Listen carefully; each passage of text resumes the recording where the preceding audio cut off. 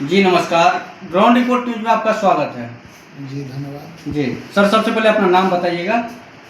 मेरा नाम लक्ष्मी पासवान, मुखिया जी, ग्राम पंचायत भूपट्टी, प्रखंड बाबू, जी जिला मधुबनी। जी सर, आप अपना थोड़ा सा राजनीतिक बैकग्राउंड बताइएगा कि कब से मान लीजिए पंचायती चुनाव लड़ रहे हैं, कब से राजनीतिक से जुड़े हैं, समाज सेवा में खुद को जो है समर्पित किए हुए हैं।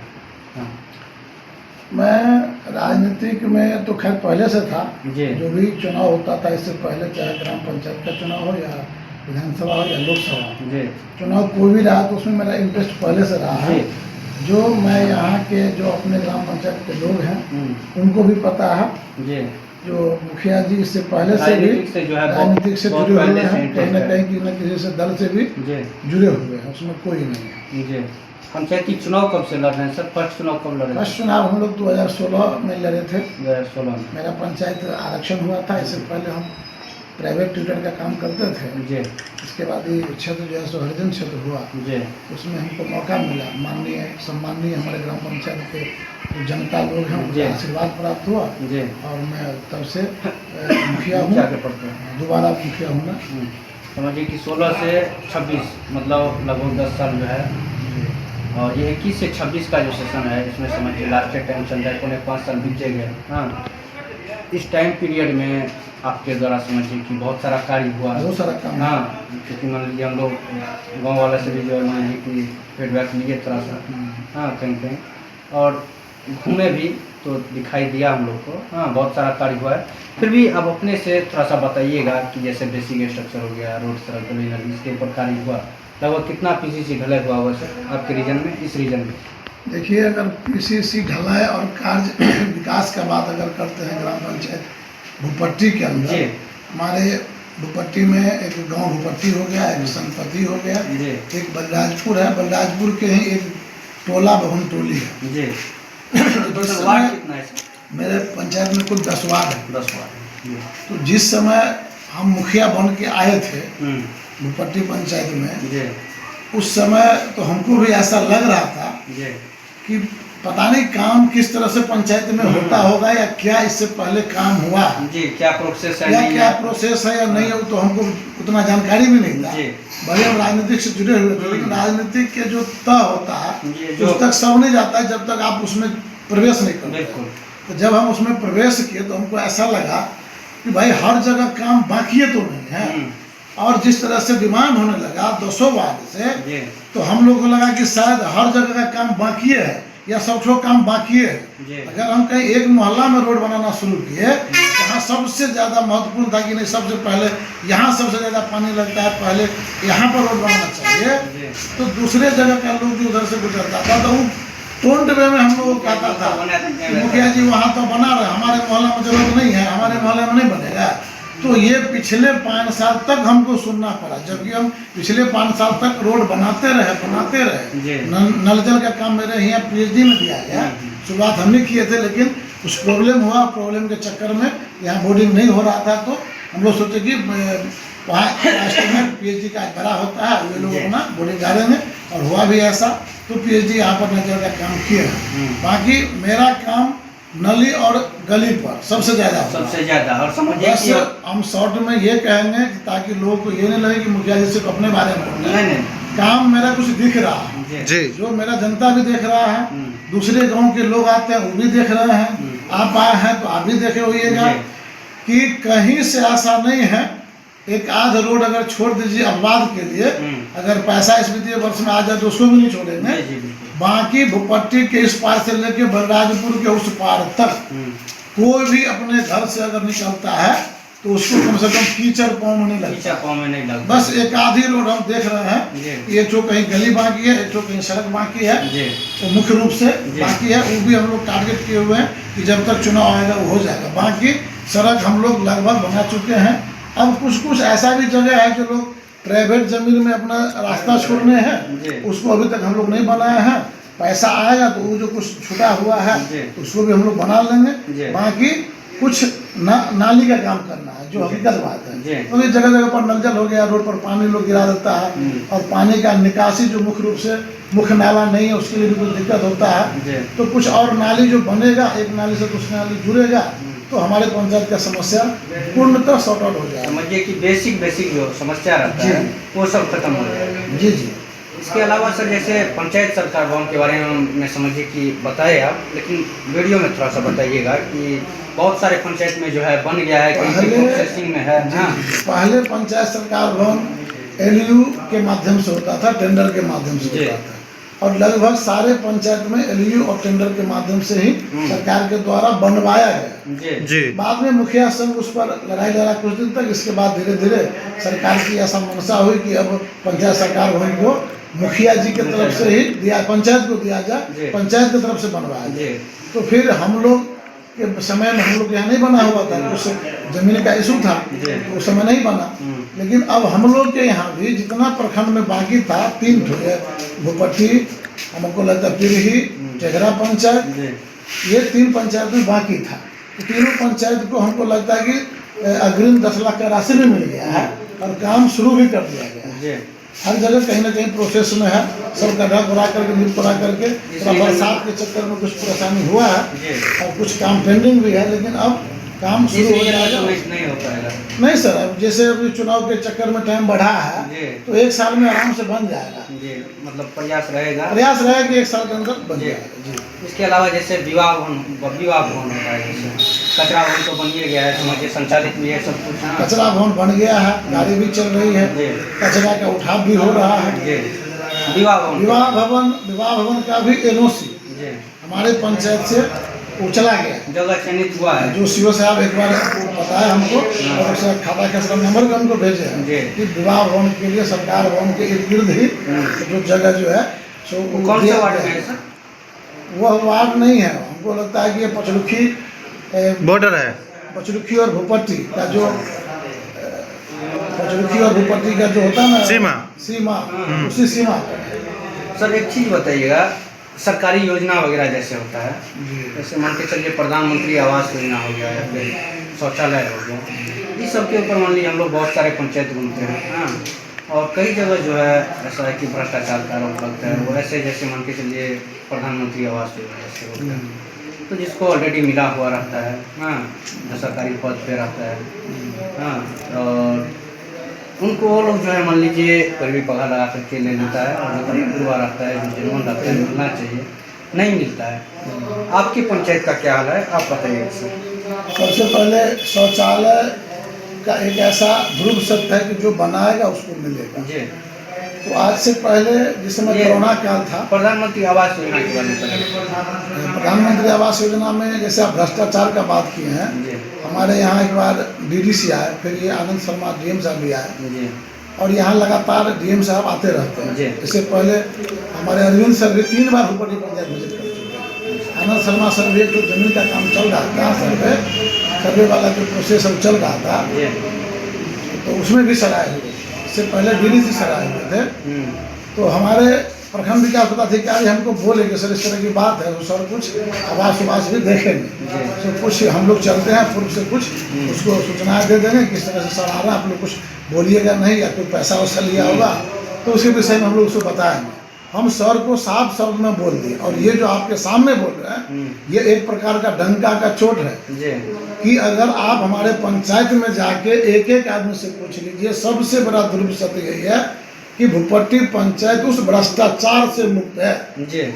कहीं से भी आपको नहीं मिलेगा कोई कंप्लेन कि हमको मुखिया जी पैसे के लिए हम ऑफिस से भले ही लड़ लेते हैं। ये भी बात हमारे प्रखंड के कर्मी भी सुनेंगे। जी बिल्कुल सर, हम लोग पैसे के लिए हम प्रखंड से लड़ लेते हैं, और हम पैसे के कारण ही लड़ने के लिए कुछ जगह पर डिस्टर्ब हो जाते हैं, लेकिन हम अपने यहाँ भ्रष्टाचार नहीं होने देते हैं। ये हमारा जनता भी सुन रहा, हमारे कर्मी, हमारे पदाधिकारी सब सुन रहे हैं कि हम उसी के लिए लड़ाई लड़ रहे हैं। जी, समझिए कि मेरा दूसरा लड़ाई यही है, यही विश्वास मैं भूपट्टी पंचायत के जनता को इस चीज से स्वतंत्र किया हूँ, ये मेरा दावा है। भले ही उस चीज को जो लोग समझने योग्य समझ रहे हैं, ऐसा कोई नहीं है, और जो विपक्ष है नहीं समझेंगे उसको हम समझाना भी नहीं चाहते हैं, वो अपना करे, वो हर जगह होता है सबके बात। जी, इसके अलावा शौचालय पर सर मैं खुद बैठ करके जितना पंचायत में शौचालय बना हुआ था उस सबका भुगतान हो गया। 2021 तक में कोई भुगतान बाकी नहीं था, लेकिन उसके बाद जो शौचालय का जो पैसा 12,000 मिलना शुरू हुआ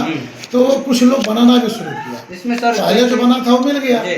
कुछ लोग इस 12,000 रुपया जो मिल रहा तो शौचालय तो लोग को जरूरत है, लोग अपना शौचालय बनाते हैं, तो कुछ लोग शौचालय बनाए, उसमें भी बहुत सारा शौचालय का भुगतान हो चुका है। सर अब क्या है, हम सरकार को भी कह रहे हैं कि जब योजना चालू किए हैं तो उसको कम से कम अपडेट रखिए। अभी शौचालय का भूपट्टी के अलावा और भी पंचायत में और भी पंचायत का नाम इसलिए ले रहे हैं कि हम 20 मुखिया से हमको बातचीत है, हम संघ के अध्यक्ष भी हैं, उनका भी बात रखना मेरा कर्तव्य बनता है। तो पैसा का निधि का अभाव हो जाता है जिसके कारण शौचालय का पूरा भुगतान नहीं हो पाता। अभी भी हमारे यहाँ लगभग 80-85 शौचालय का भुगतान लंबित है, बाकी का भुगतान हो चुका है। सर इसमें शौचालय में समझिए कि बहुत सारे जगह जो है ऐसा सुनने में आता है कि 2,000 का ठीक से होता है, इसमें आपकी पंचायत का क्या? ये चीज़ हम आपको बता दिए कि जैसे आवास में जहाँ 1.5 लाख रुपया मिलता है वहाँ भ्रष्टाचारी नहीं है, तो हम 12,000 रुपये में क्या भ्रष्टाचारी करें? जी बिल्कुल। और ये बात हम अगले दिन अपने पदाधिकारी से किए थे कि सर इस तरह की बात है, इसमें हम लोग कुछ नहीं करते हैं, पेमेंट करवा दिया जाए। तो हमको सर भी बोले कि आप इसके लिए चिंता मत कीजिए, आपको भुगतान हो जाएगा जी, अभी आएगा भुगतान। अभी आप किसी पार्टी वगैरह से? जी हम पार्टी वगैरह से, हम अभी फिलहाल जदयू पार्टी, आज से नहीं, जब से मुख्यमंत्री जी बने हैं तब से हम जदयू पार्टी में। जी अच्छा मुखिया जी, तो समझिए कि जो भी युवा होता है, समझिए 12वीं किया है, ग्रेजुएट है, मेच्योर स्टूडेंट है, हाँ, उनका स्किल डेवलपमेंट हो गया या फिर रोजगार हो गया, इसको लेकर के आपके द्वारा या फिर किसी भी पार्टी के द्वारा आपके पंचायत में कुछ ऐसा योजना या फिर कुछ ऐसा प्रोग्राम? पहले तो पंचायत में सबसे पहले अब कोई ऐसा स्किल नहीं है जी कि हम किसी युवा को नौकरी दे देंगे, ऐसा कुछ पंचायत में है नहीं। पहले जो शिक्षक का बहाली होता था, अब वो भी नहीं होता। अब जो भी होता है ऑनलाइन प्रक्रिया है, डायरेक्ट सरकार अपने हाथ से करता है सब कुछ, और अपने कर्मी के द्वारा करवाते हैं, ऑनलाइन के माध्यम से करवाते हैं। सर युवा मतलब हो गया, 2 युवा होता है, एक शिक्षित हो गया, एक अशिक्षित हो गया। अशिक्षित मान लीजिए कि इसको मनरेगा हो गया, हाँ, मनरेगा के तहत जो है मान लीजिए 100 दिन रोजगार का वादा है, जैसे वो आपके 125 दिन हो गए। हाँ, तो वो मान लीजिए कि मिल रहा है या फिर नहीं? जो 125 मजदूरी मिल रहा है, जो हमें एक मजदूर को 125 दिन, तो जितना दिन हम लोग काम करते हैं मनरेगा में, जितना दिन हम लोग काम करते हैं उसमें जो कार्य के इच्छुक हैं, क्योंकि सब युवा आपको कुदाली काम करने के लिए नहीं जाए, जो कुछ पुराने लोग बचे हुए हैं, सदाई लोग बचे हुए हैं और जो काम करना चाहते हैं कि हम मनरेगा में काम करेंगे, तो वो लोग खोजता रहता है कि मुखिया जी काम होगा तो हम लोग कहिएगा, और कहते हैं और काम करता भी है। हाँ, जितना पंचायत में काम होता है और वो अपना काम करते हैं, उसमें कोई नहीं है, और काम भी हुआ मनरेगा का। भोपटी पंचायत में लमसम अधिक से अधिक काम, जितना हमको वित्तीय वर्ष से काम नहीं होता है, अपने वित्तीय पैसा से काम नहीं होता है, उससे ज़्यादा मनरेगा के पैसा से काम होता है। लेकिन अब मनरेगा का भी सिस्टम कुछ बदल गया है, काम करने में कुछ दिक्कत हो गया है।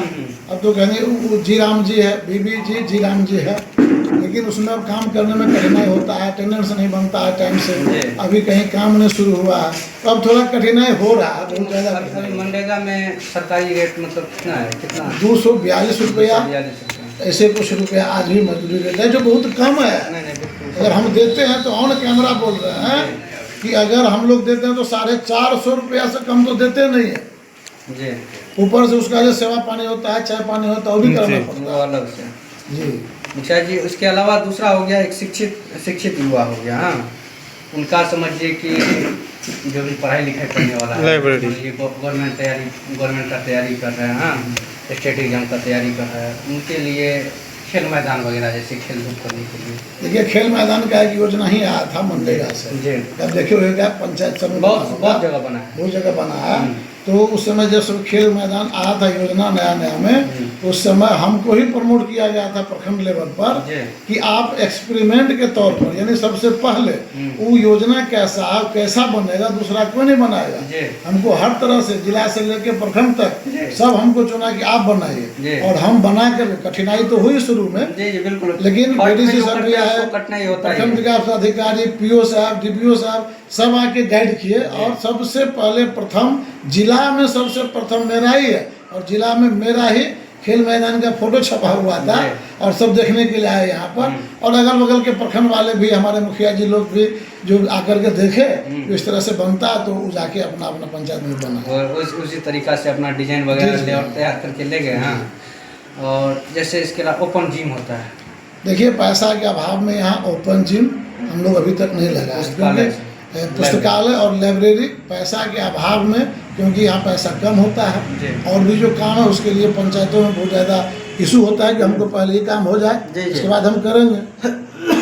तो इसी के कारण जो है सो ना ये ओपन जिम का काम हम लोग नहीं किए। सर +2 विद्यालय है इस पंचायत में? जी एकदम है, लड़की के लिए, लड़की के लिए खाली।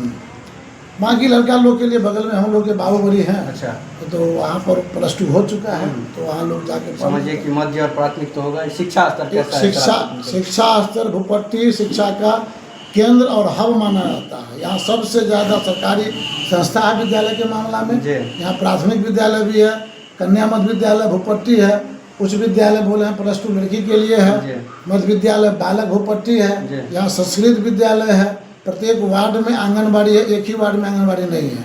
बलराजपुर में आवासीय विद्यालय जो हरिजन आवासीय विद्यालय है वो हमारे पंचायत में है। इसके बाद 3 प्राथमिक विद्यालय बलराजपुर में है, यानी 7-8 तो सिर्फ बड़े बड़े विद्यालय हैं आंगनबाड़ी छोड़ करके। इसके अलावा जितना अगल बगल के हमारे कोचिंग संस्थान वाले सब हैं वो सब ठो चाहे सरस्वती विद्या मंदिर हो या DPS हो, इसके बगल में अब कैरिस्ट के जगह पर कोई और खोल लिया है, हमारे मध्य विद्यालय के रोड में हो, जितना भी संस्था वाले हैं मिला जुला के जो है सब शिक्षा केंद्र भूपटिये में है, इसीलिए उसको शिक्षा का हब माना जाता है। सब अगल बगल गाँव के यहाँ बड़े स्कूल के तौर पर DPS के नाम से जो बहुत बड़ा विद्यालय है दिल्ली पब्लिक ना DAV पब्लिक स्कूल है, तो वहाँ भी लोग पढ़ रहा है। तो पढ़ाई के मामला में, एजुकेशन के मामला में वहाँ लोग अगल बगल से भी आते हैं, बहुत बड़ा केंद्र है जी।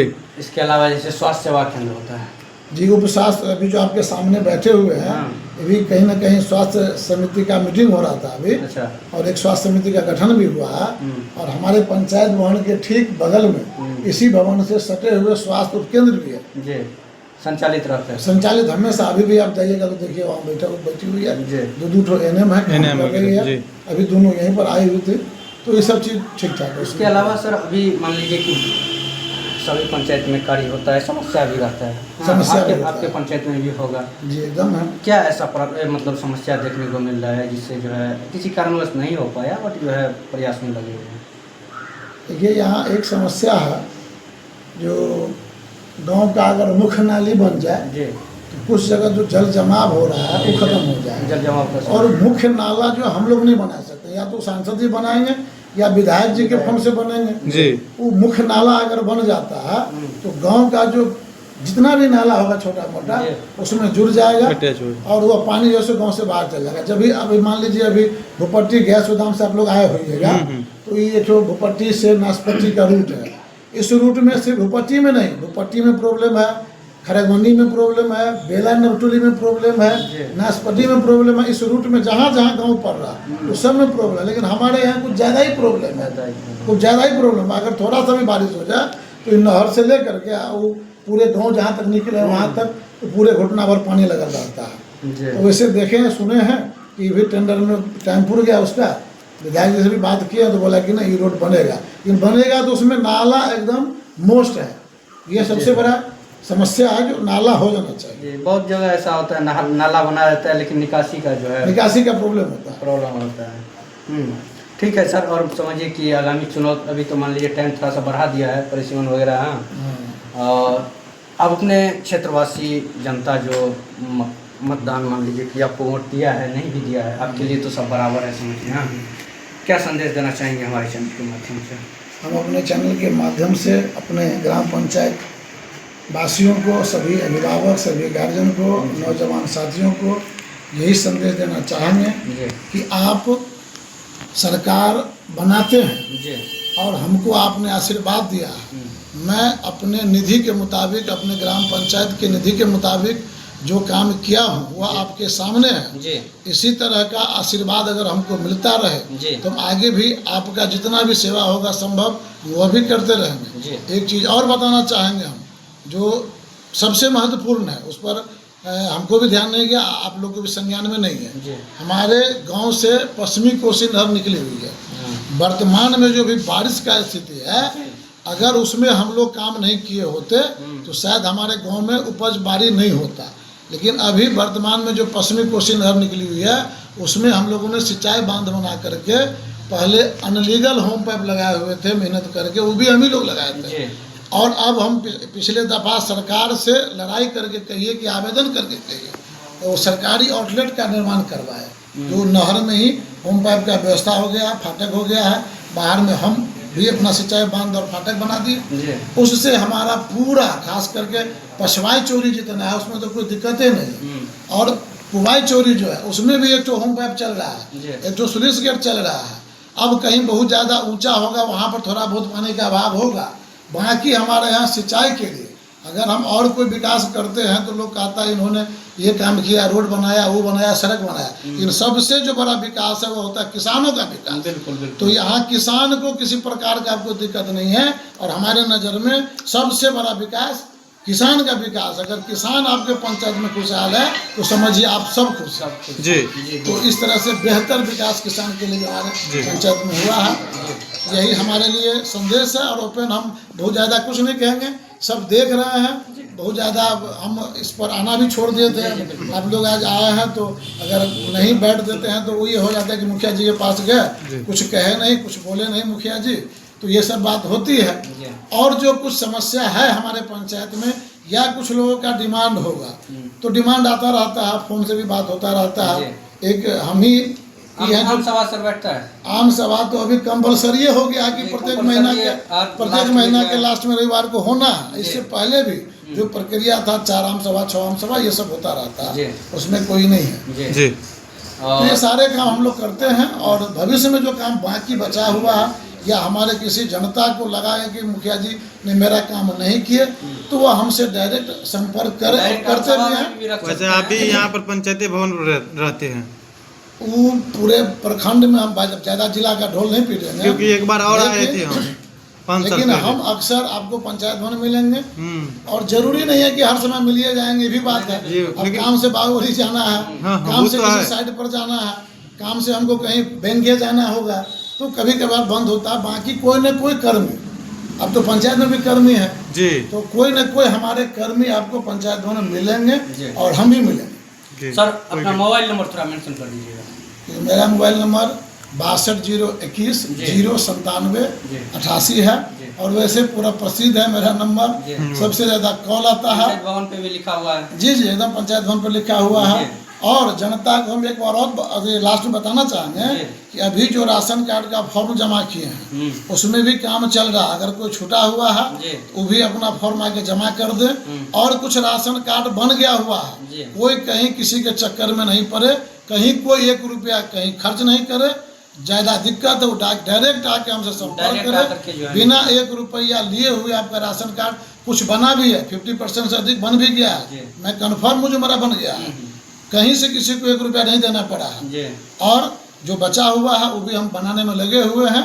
और अगर कोई आपको ठगता है कि राशन कार्ड आपका बन गया इतना पैसा दीजिए, तो सबसे पहले आप हमसे पूछिए तब कहीं 2 रुपया दीजिए। जी, क्योंकि मान लीजिए कि मुखिया जी जो है पंचायत का समझिए कि एज ए गार्जियन हुए, हाँ, और प्रथम व्यक्ति हुए, इसलिए जो है मुखिया जी से सलाह लेना जो है अति आवश्यक है, और किसी बीच वाले आदमी के चक्कर में ना पड़े। एकदम ठीक है, धन्यवाद सर। जी धन्यवाद।